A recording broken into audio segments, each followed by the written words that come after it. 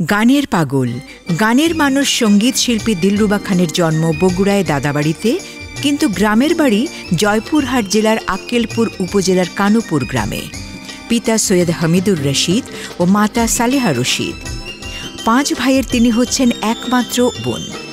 তার শিক্ষাজীবন শুরু হয় রাজশাহীতে। ব্যক্তিজীবনে দিলরুবা খান বিবাহিত, 2 মেয়ে ও 2 ছেলের জননী। কেমন আছো দিলরুবা খান? অসম্ভব ভালো আছি। আমি একটু দর্শকদের জানাতে চাই আমি কেন তাকে তুমি বললাম। আমাদের সম্পর্ক প্রায় 30-32 বছর।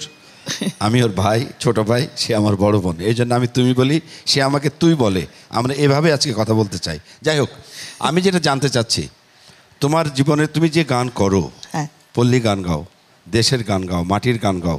আমাদের গানের দেশের পরিচয় হলো, আমাদের দেশের কৃষ্টি কালচার হলো পল্লীগীতি গান, ভয়া, ভাটিয়ালি, এগুলা।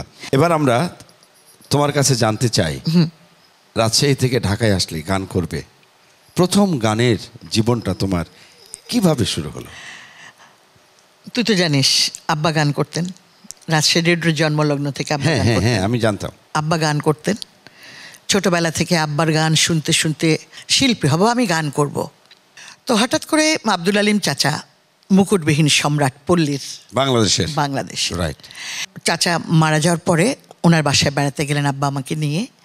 যাওয়ার পরে আমাকে চাচিমা মিসেস আলিম উনি জিজ্ঞেস করছিলেন যে, বাবা, তোমার বাবা তো গান করে, তুমি কি গান করতে পারো? আমি, হ্যাঁ চাচিমা, আমি তো গান করতে পারি। ঠিক আছে, একটা গান গাও তো। তো তোমারও লাগিয়া রে সদাই প্রাণ আমার কান্দে গানটি গাওয়ার পরে চাচিমা আমাকে বললেন, মা তুমি ভালো গাও, তুমি গান করো। আমাকে, চাচিমা আমার তো হারমোনিয়াম নেই। তখন চাচিমা হঠাৎ করে বলল, নেই কি হয়েছে, তোমার চাচার হারমোনিয়াম তোমাকে আমি দিয়ে দিচ্ছি। বাহ বাহ বাহ। এই আমার জীবনের শুরু। আব্দুল আলিম চাচা হারমোনিয়াম ছুঁয়ে আমি গান শিখেছি। এবং মজার ব্যাপার হচ্ছে, জহির আলিম কিন্তু আমার উস্তাদ। সারেগামা জহির আলিম আমাকে শিখেছে।